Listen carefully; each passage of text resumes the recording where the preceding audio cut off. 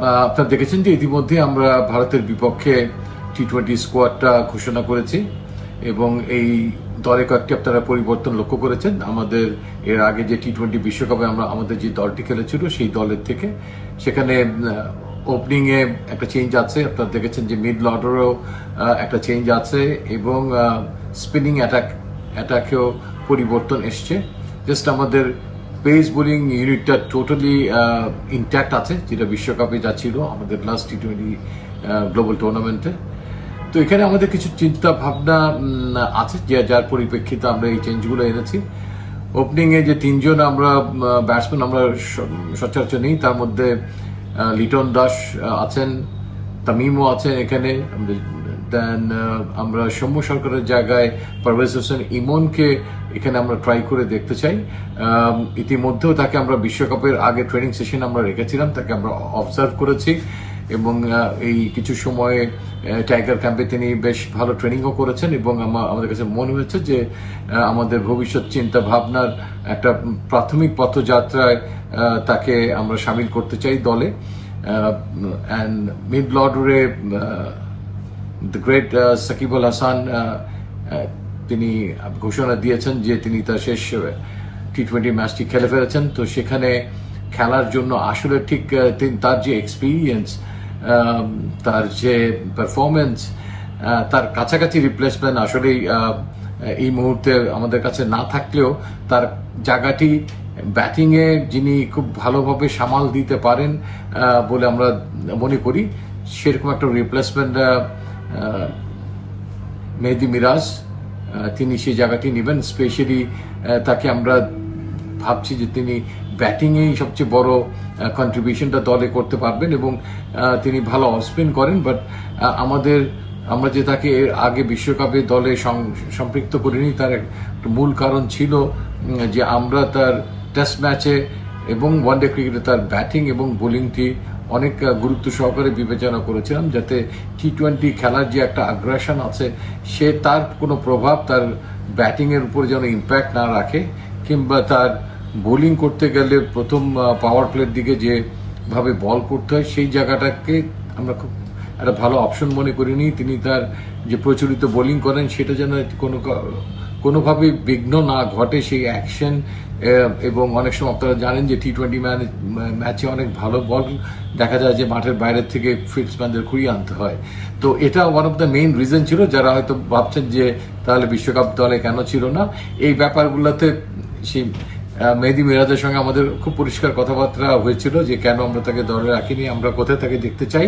কিন্তু অনেক সময় অনেক অনাকাঙ্ক্ষিতভাবে অনেক সিচুয়েশন ঘটে যায়, যার পরিপ্রেক্ষিতে সেই জায়গাগুলোতে পূরণ করার জন্য তখন যাকে আমাদের কাছে সবচেয়ে যোগ্য মনে হয় তাকেই সেখানে এনে সেই ঘাটতিটা পূরণ করার চেষ্টা করা। আমার বিশ্বাস যে তিনি যেখানে ব্যাট করবেন সেখানে তিনি টি-20 ম্যাচের আলোকে বেশ কিছু বল যাতে পান, যাতে তাকে ঠিক ফিনিশারের রোলে না গিয়ে আরেকটু উপরে আমরা নির্বাচক প্যানেল তাকে দেখতে চাই। And at the same time Tanvir Islam আমাদের দলের সঙ্গে ছিলেন বিশ্বকাপে, বাট আনফর্চুনেটলি তার হাত ভেঙে যাওয়ায় তিনি দীর্ঘদিন খেলার বাইরে আছেন। তো তার জায়গায় পরিবর্তে আমরা বিবেচনায় রাকিবুলকে এগিয়ে রেখেছি। এক্ষেত্রে রাকিবুল আমাদের দলে এসছেন, তার সঙ্গে তার কম্পিটিটরও ছিল, বাট ফিউচার অ্যান্ড তার পারফরমেন্স চিন্তা করে রাকিবুল অন্তর্ভুক্ত হয়েছেন।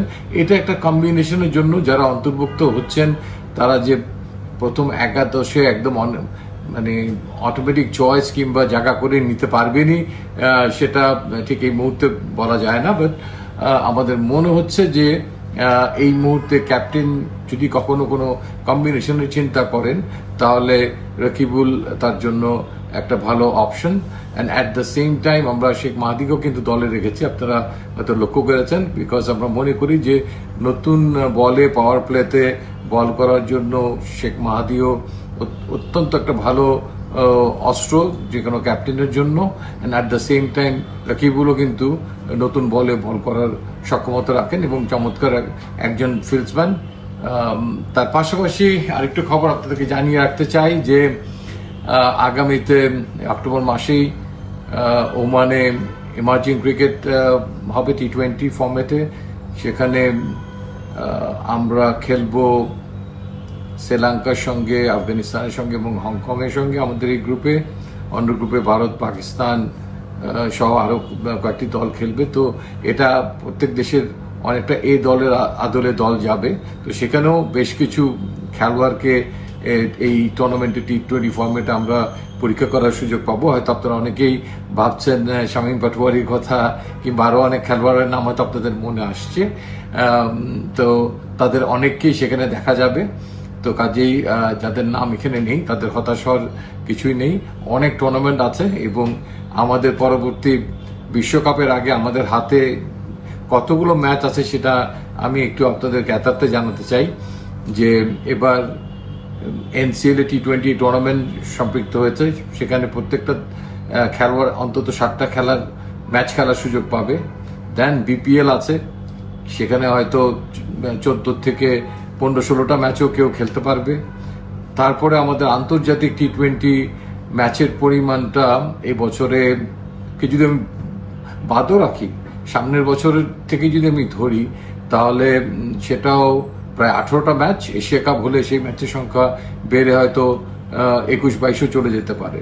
সো এরপরে আবার বিশ্বকাপের আগে, নেক্সট টি20 বিশ্বকাপের আগে আমরা আবার একটা BPL পাবো, NCL টি20 পাবো। তো সব মিলিয়ে আমার কাছে মনে হচ্ছে যে এখানে প্রায় 60-70টা ম্যাচ অপেক্ষা করছে। তো কাজেই অধৈর্য হওয়ার কিছু নাই। আমরা আমাদের আগামী দলটা কেমন হবে সেটার রূপরেখা কিছুটা আমরা চিন্তা ভাবনা করে আমরা আগাচ্ছি ধীরে সুস্থে। And at the same time আমরা অভিজ্ঞতাকেও ছেড়ে দিচ্ছি না। মাহমুদুল্লাহ রিয়াদ এই দলে আছেন এবং প্রয়োজনে তিনিও দলের হাল ধরতে যেতে পারেন সেই ব্যবস্থাটা আমরা রাখছি এবং আমাদের সেই আস্থাটা তার উপর এখনো আছে। এবং ক্যাপ্টেনের কাছে সব রকম কম্বিনেশনেরই একটা অপশন আপনারা এই দলটা দেখলে দলের ভেতরে পাবেন।